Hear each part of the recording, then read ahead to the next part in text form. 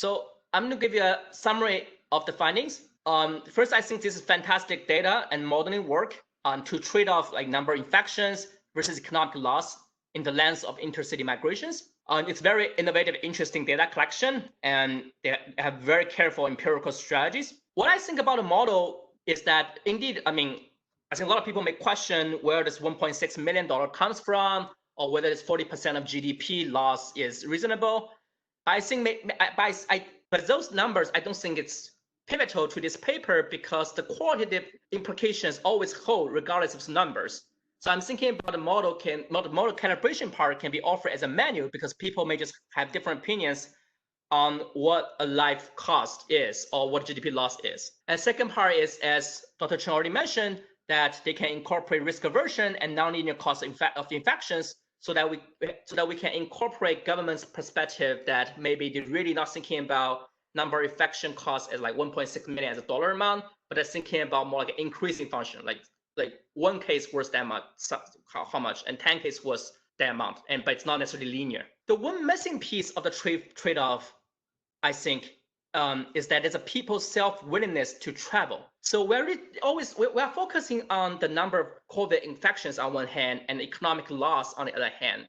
But there's something that's not captured just by the economic activity. For example, especially during Chinese New Year, people just want to go home. So there's a value of people's self-willingness to go home. I think it's lost in the trade-off. So last, I think I'm going to in some way preview the discussion or to ask some policy and challenging policy question to Dr. Chen and the other presenter in the audience. So we have very interesting and important economic findings. But I'm thinking from a policymaker's perspective, there are probably a couple of missing links that we want to think about. First of all is to what extent is government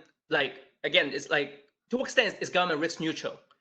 So maybe government, what's their key criteria is not about expected number of infected cases.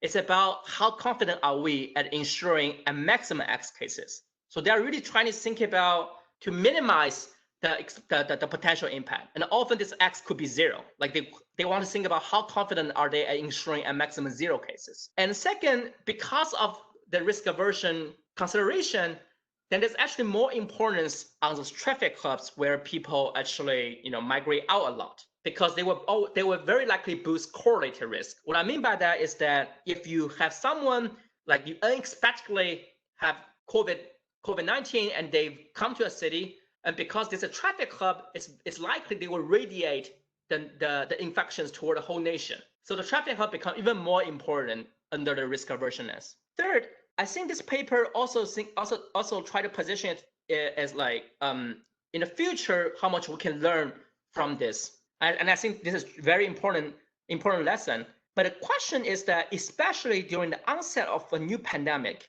how can government actually know what's the intercity immigration impact on infections ex ante? Because you see, let's say for seasonal flu, we may know this number very precisely because we have historical data on that. But for a new pandemic like COVID-19, how can government know for sure or have eminent confidence to know what's the intercity migration impact? I think that's kind of an important question, especially during onset of pandemic outbreak. So the government can decide what travel restriction they should have. And last is eventually, how do we convince policymakers and establish a system for the future?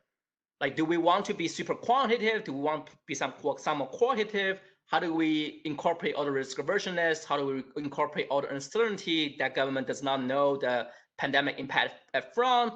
Or should we wait until we know some knowledge so that we will will implement this system? So I wonder, if today, how are we going to sell this system to the policymakers? And that's all for my comments. And overall, it's wonderful and it's really enjoyable reading. And I'm glad that Dr. Chen and his co-author work on this very important piece of work. Thank you.